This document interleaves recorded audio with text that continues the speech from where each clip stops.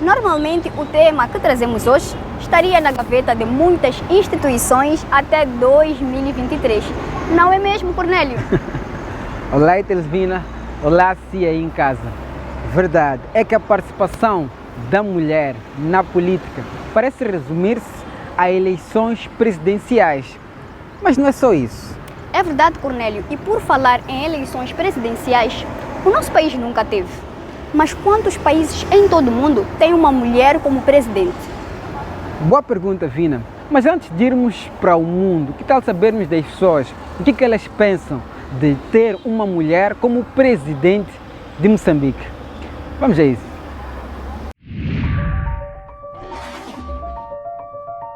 Érica, o que achas de ter uma mulher como presidente da República de Moçambique?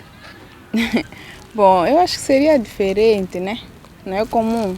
Geralmente os presidentes dos outros países, do nosso país, Moçambique, são homens. Ela não pode perder respeito.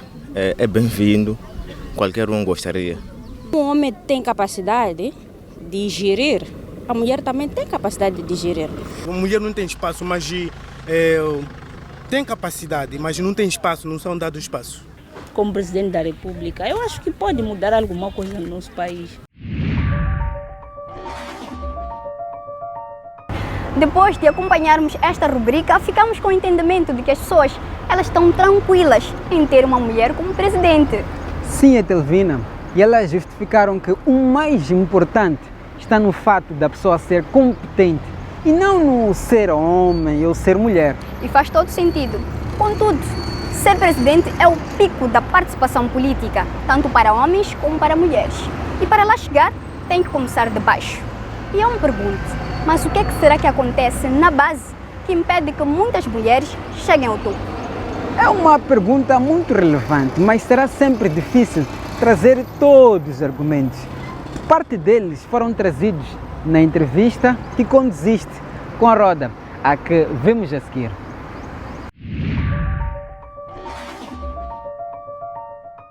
Olá! Creio que o telespectador já ouviu falar por aí que política é coisa de homens, política não é para mulheres. E para conversar sobre este assunto, sobre este tema, nada melhor que conversarmos com alguém que é apaixonada por política e tem a política na veia. Roda Mondelani. Olá, Roda, seja muito bem-vinda. Olá, Etelvina, muito obrigada. E olá, telespectadores que nos acompanham. Roda, indo logo à primeira questão. Concorda com esta afirmação de que política é coisa de homem, política não é para mulheres? Bem, não só discordo, como me cria revolta esta frase, né?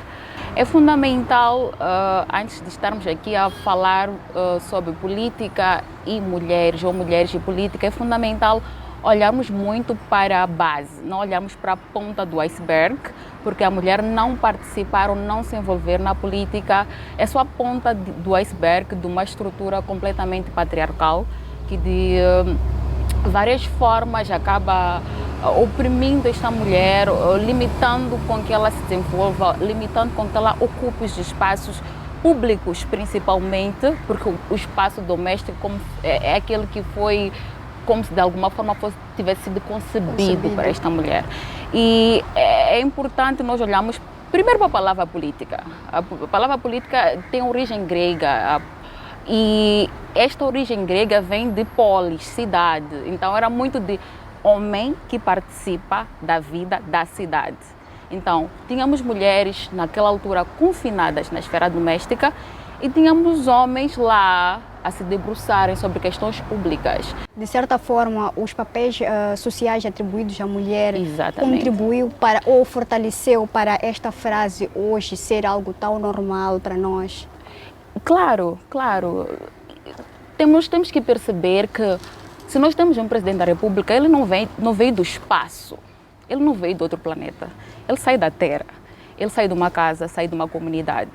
E se nós temos um conjunto de pessoas que legislam ou que criam leis, temos que ter noção de que estes legisladores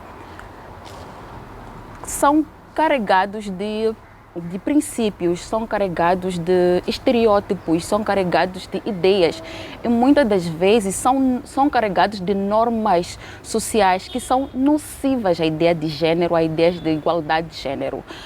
Se nós temos um legislador que sempre ouviu ou nunca viu, por exemplo, a mãe a participar de uma reunião de bairro, porque é um tipo de participação política, é um espaço público. Com certeza. Se este legislador viu a sua irmã muitas das vezes não ter que ir à escola ou ter que faltar à escola porque tinha que garantir jantar para a família. Então, este legislador é carregado dessas normas e as políticas públicas que vêm de um processo decisório, onde nós temos legisladores com estas normas nocivas à igualdade de género, as leis também serão desta forma, as leis também vêm carregadas de normas nocivas. Quando nós temos uma estrutura ou quando nós temos dilemas ou relações sociais opressivas e opressoras, é fundamental que nós também tenhamos como resposta a isto, tenhamos políticas públicas, ok? Que respondam ou que desconstruam ou que mitiguem este processo ou estas relações nocivas quando nós falamos de homens e mulheres e ocupação dos espaços e acesso a direitos, acesso a oportunidades. A nossa conversa está muito interessante, Roda, mas neste momento vamos acompanhar uma pequena nota de reportagem e voltamos já. Podemos? Ok, sim, podemos.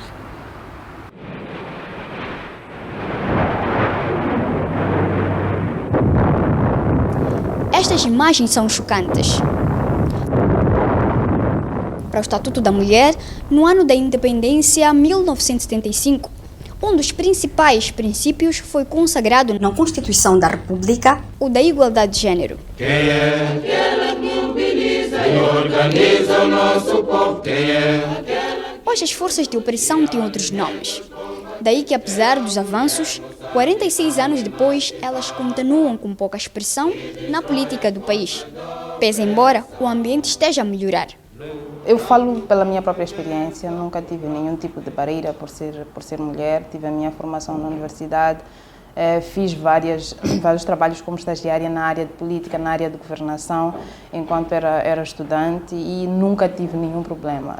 E mesmo por causa da minha formação, fui uma das pessoas que foi contemplada para estudar fora na área de política também. Eu fiz estudos sociais e políticos e nunca tive nenhuma barreira específica. As barreiras podem estar a ser removidas por um fator-chave. Naturalmente que é preciso que haja uma educação em casa que permita que as meninas ou as raparigas possam se sentir confortáveis nesses espaços, porque é preciso dizer que algum nível de educação na família faz com que as meninas pensem que há determinadas coisas que elas devem fazer e outras que não devem fazer. Apesar do pai ser formado, quando menina, Egma Sidumo viveu o que muitas meninas do país vivem em suas casas. Com a minha mãe, o que eu tinha que aprender era lavar, cozinhar, ir à escola depois de, por exemplo, cozinhar, voltar, ter que me preocupar em servir o jantar ou pôr a mesa se meu pai não tivesse chegado. Os papéis de género, em particular, seus deveres no seio da família, associados à questão como falta de incentivo, podem limitar a participação política da mulher. O incentivar as pessoas a serem melhores não tem nada a ver em oferecer coisas, mas é dizer que tu és capaz. Foi o que o pai fez. O meu pai queria que eu fosse profissional, que eu fosse uma mulher que trabalhasse, que soubesse fazer as coisas. A coisa que também marcou a Egna é que, apesar de diferentes, a aprendizagem que teve do pai e da mãe foram complementares. E em relação a isso eu costumo dizer que eu sou filha do meu pai, quando me chamam de Egna, porque é um nome profissional de quem pensa e vive de relações internacionais e política, e quando me chamam de Rachel, digo que sou filha da minha mãe, que é aquela menina que cozinha, que cuida da família. A professora, pesquisadora, analista política e econômica, alerta que é preciso bons exemplos às quais as mulheres podem seguir. Eu gostava muito de ver a doutora Iré na televisão, gostava muito de ouvir a doutora Iré falar de política, de ver que a doutora Iré era pesquisadora, de ver em que contextos, o ambiente em que a doutora Iré trabalhava. Isso ajudou e eu penso que para as raparigas é preciso que hajam esses espelhos, que hajam advogadas, que hajam engenheiras, que hajam professoras, não necessariamente porque professora é uma profissão que é tradicionalmente feminina, mas que essas profissões que nós não estamos habituados, que hajam ministras realmente que fazem a diferença, é preciso que hajam esses espelhos. Voltamos depois de termos acompanhado esta breve nota de reportagem de mais uma jovem que é apaixonada por política e tem feito disso a sua vida. Roda, tendo em conta aquilo que podemos ver da reportagem, quase que em todo o mundo, mas principalmente em África, temos poucas mulheres na política. A que é que se deve este cenário? Qual é a razão da mulher não se envolver, de abraçar esta política? Eu acho que primeiro temos que desconstruir há muita ideia de política numa perspectiva de eleições, voto, política numa perspectiva muito formal, de participar em fóruns públicos mais formais. A política pensamos muito, parlamento, Assembleia da República, posso assim dizer, e quando nós não vimos mulheres lá, achamos que as mulheres não estão lá. Quando nós não vimos as mulheres a votarem, nós achamos que as mulheres não se interessam. Eu acho que uma coisa é dizer, eu acho que deve ser desconstruída a ideia de que as mulheres não se interessam. Será que elas não se interessam? Será que existem estudos que conversam com as mulheres para ver se elas não se interessam sobre o futuro do seu bairro, o futuro do seu município? Eu acho que não é bem assim. Eu acho que política são relações de poder, é a arte de governar, é a arte de influenciar, é a arte de influenciar questões para no fim ter resultados que nos favorecem ou favorecem a um determinado grupo. E eu tenho certeza que as mulheres se interessam sim na política. Eu me interesso na política. Então, é simples dizer as mulheres não se interessam por política. Existem espaços ou dados, essa canção, dados mostram que as mulheres participam menos. Por quê? Elas se interessam menos ou elas participam menos? Ok, se nós garantimos que elas se interessam, então o que vê da participação? Se já existem espaços formais ou formalmente concebidos, ok? E se formos olhar muitos outros fatores que vedam participação, muitas mulheres mal sabem ler, mal sabem escrever, mas isso não diz que elas não têm consciência ou elas não têm capacidades para opinar ou para se expressar. Então, existem questões estruturais que nos mostram o que é formal para fazer, mas o dia a dia mostra o contrário. Agora, Roda, como é que nós podemos incentivar esta mulher ou fazer com que ela seja mais consciente, esteja disposta a estar, a participar, a se envolver, a mudar esta forma de pensar, de que política é só para homens? Como é que pode ser feito isto? Pegar todas as oportunidades que aparecem, jamais desistir de estudar, por mais que existam barreiras, porque tudo indica que toda mulher tem uma história de opressão para contar, mas mesmo nessa história de opressão para contar, existem histórias de superação. Então, começando mesmo pelo indivíduo, não baixar a cabeça, olhar para si e dizer, eu tenho o direito como mulher de estar onde eu quiser, como eu quiser e quantas vezes eu quiser. Então, temos que sim, desde casa, ensinarmos as nossas meninas que elas podem ir onde elas quiserem e permitir que estas meninas tenham acesso à educação, tenham acesso à informação e lutarmos por uma educação mais revolucionária e uma educação que nos emancipa como pessoas e como indivíduos. Está aí, Roda. Educação. Educar sempre, dentro, fora de casa, na sociedade, para estarmos mais conscientes dos nossos atos, não só em casa, mas também participarmos ativamente do desenvolvimento do nosso país. Exatamente. Roda, muito obrigada por esta conversa. Esperamos tê-la em outras oportunidades. Nós ficamos por aqui. Eu agradeço essa oportunidade, foi um grande prazer. Obrigada a nós. Nós ficamos por aqui.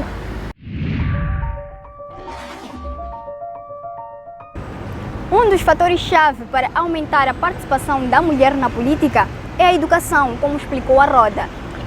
Delfina, e quando a Roda fala de educação, ela quer dizer educação formal, aquela que as pessoas frequentam uma escola, e também a educação familiar, que é aquela que se dá, como diz o próprio nome, na família, do pai, da mãe e dos encarregados de educação. Sim, Cornélio. A Egna, com quem conversamos na reportagem, por exemplo, teve a educação familiar que complementou a formal. E isso permite com que ela hoje participe de debates que contribuam para o desenvolvimento do país. Vina, debates à parte, conversas à parte, vamos fazer um breve intervalo. Voltamos já já.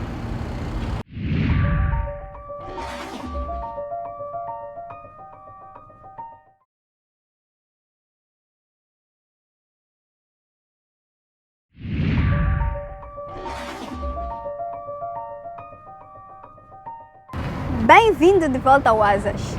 Nesta segunda parte eu vou responder a pergunta que a Telvina fez lá no princípio, mas a esperar mais um pouquinho, porque primeiro vamos ao histórico bairro do Ferroviário.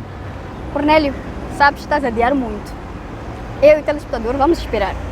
Por agora, vamos até o bairro Ferroviário para saber como é que as pessoas de lá pensam sobre ter uma mulher como presidente do país.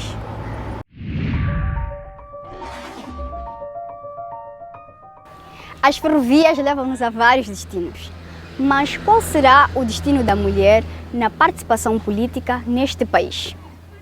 Estamos no bairro Ferroviário e aqui viemos perceber: a mulher pode ou não chegar à presidência da República? Ela ainda é nova, mas já tem uma resposta clara. Sim, porque os homens acham que as mulheres não são capacitadas, mas eu não acho verdade. E não é. Mas na história do país, nunca uma mulher chegou à posição de presidente da República. Mas, com o passar do tempo, esta possibilidade parece cada vez mais real. Uma vez que a mulher tem provado ser tão capaz de governar quanto o homem. Mulher, para ficar presidente, pode. Pode, pelo menos para Alexandre Chongol, um dos moradores do bairro Ferroviário em Maputo, escolhido para a rubrica Perspectiva. O motivo de Chongol é o mesmo que de Gito Maurício. Se for uma mulher, acredito que vai dar muita prioridade a outras mulheres que possam governar esse país. E o país acredito que estará melhor nas mãos de uma mulher. Para Rita, muito melhor. Mas algo está a faltar. Eu acredito que o que falta é apostar nas mulheres. Dizer os porquês exatamente eu não vou precisar, mas talvez se apostaram também nas mulheres. Temos muitas mulheres que podem fazer a diferença, que falam de coisas maravilhosas, trazem coisas com evidências. Então, acredito que é só apostar numa mulher e ver o que pode acontecer. E aí, já não depende só da população. A escolha é dentro do partido político. Então, eles escolhem que fulano vai concorrer para a presidência. E nós votamos naquela pessoa da nossa confiança. Além de ser da própria confiança do partido, nós também acreditamos naquela própria pessoa. Se essa pessoa for uma mulher, poderá inspirar outras mulheres. Será bom para nós também, nós que somos mulheres, termos uma presidente também como nós também uma mulher. E de bons exemplos de mulheres, o país tem cada vez mais.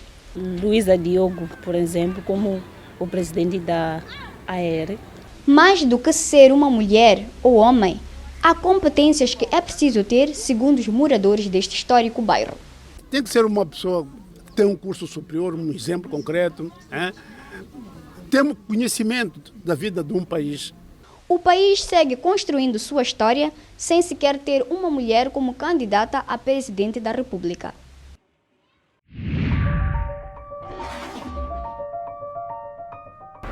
Para as pessoas do bairro Ferroviário, se nós temos mulheres nas principais posições da estrutura do governo do país, é porque elas são competentes e podem sim chegar à presidência, Telvino. E mais, Cornélio, eles entendem que as mulheres são sensíveis aos problemas das mulheres e dos homens e que elas são competentes, que podem fazer muito mais pelo país. Cornélio, nós podemos estar aqui a falar e há exemplos, Cornélio, que vão muito mais alto do que palavras podem ir. Como que vemos a seguir?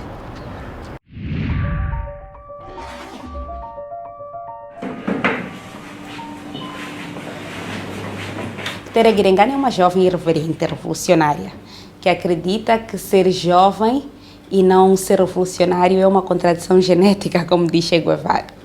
E é uma jovem que desde cedo envolveu-se e engajou-se no ativismo em prol dos direitos humanos no geral, em particular de jovens e mulheres.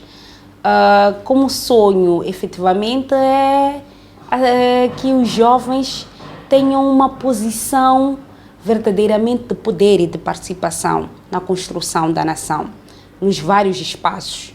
Esta do encontro que nós tivemos com o presidente Obama em 2010. Falar do histórico da Quitéria é justamente olhar para uma combinação entre aquilo que foi o background ao nível doméstico com aquilo que é o contexto e a endoculturação ao nível dos meios onde eu me inseri. Ou seja, um casamento perfeito entre a busca incessante pelo conhecimento e a ideia de que tudo que nós temos na vida nós devemos obter pelo mérito, pela dedicação, pelo esforço individual e não devemos esperar que nada nos caia do céu, que é a componente que eu acredito que busquei no meu pai, com a ideia de que, efetivamente, independentemente de qual nós buscamos o conhecimento, nós devemos continuar com determinados valores morais, éticos e a cultivar o respeito pelo próximo, mas, acima de tudo, uma crença em algo que nos move, mesmo que nós não possamos ver, que é aquilo que eu busquei na minha mãe. Eu cresci toda a minha infância a acreditar que eu queria ser médica. E eu cresci a acreditar que ia ser médica. E a dado momento eu me pergunto hoje de onde é que vem esta crença de ser médica. Mas eu me recordo da minha infância, o meu pai apresentar-me como uma médica de família, os meus tios apresentarem-me como médica. Mas algo que eu tiro bastante do livro Becoming, da Michelle Obama, que é muito similar a isto, que ela conta uma narrativa muito próxima também de um sonho de ser médica, mas que muitas vezes são sonhos inconscientemente impostos nas crianças, na perspectiva de que naquela faixa etária, naqueles tempos, a ideia geral que existia era que cursos é medicina, direito e economia, se calhar. Quando chega a altura de entrar para o ensino superior, nós temos uma ficha que nos é dada para escolher a nossa primeira e segunda opção. E é onde eu começo a descobrir as primeiras fraquezas que nós temos no nosso sistema de ensino, no processo de decisão sobre o que é que nós queremos ser, como um percurso para o que nós queremos atingir. Como deve depreender, o espaço que nós temos muitas vezes nestas associações estudantes não são suficientes para nós tomarmos decisões autônomas sobre como é que este processo é guiado. E é quando eu me junto à iniciativa de criação do Parlamento Juvenil, em 2008, que passa a ser uma segunda família para mim. E eu me descubro bastante como esta jovem irreverente, como esta jovem de crítica social, dentro do Parlamento Juvenil, onde eu formatei, onde eu aprendi a questionar e, acima de tudo, a buscar constantemente respostas para os problemas sociais que o país e o mundo enfrenta. E é também através do Parlamento Juvenil que eu tive a oportunidade de ser a primeira jovem africana a discursar no Departamento de Estado americano, na abertura do primeiro encontro de jovens líderes africanos com o presidente Obama. E depois tenho a oportunidade de conhecer no ano seguinte a Michelle Obama. E tenho a oportunidade de coordenar o secretariado da primeira e segunda Conferência Africana da Juventude com o presidente Thabo Mbeki, o presidente Pierre Buyoya, o presidente Pedro Pires, o presidente Chissano na altura. Isto começa a incutir-me uma mentalidade que nós também devemos questionar a estes chefes de Estados e antigos estadistas, o que eles estão a fazer efetivamente pela nossa juventude, mas também pelo mundo. Esta Quitéria que mais a posterior vem fundar a Rede de Mulheres Jovens Líderes e que hoje dirige o Secretariado Executivo do Observatório das Mulheres. Se me perguntar se tinha consciência de que o meu percurso seria este, diria que não. Tanto é que quando nós enfrentamos uma série de situações difíceis, nós sempre achamos que chegamos ao ponto mais difícil da nossa carreira e que provavelmente não iremos conseguir atravessar a linha. Momentos em que, de dúvida, em que nós questionamos, será que o meu propósito é este? Será que eu estou aqui na Terra para enfrentar tantas dificuldades assim? Mas eu gosto muito de uma autora que fala sobre vulnerabilidade, que diz que enquanto muitas vezes nós pensamos que a vulnerabilidade é algo mau, nós depois descobrimos que é num momento de vulnerabilidade onde nós temos a oportunidade de desenvolver a nossa coragem e, acima de tudo, afirmar a nossa personalidade. Então, são vários momentos de vulnerabilidade que foram contribuindo para construir a Quitéria que é hoje.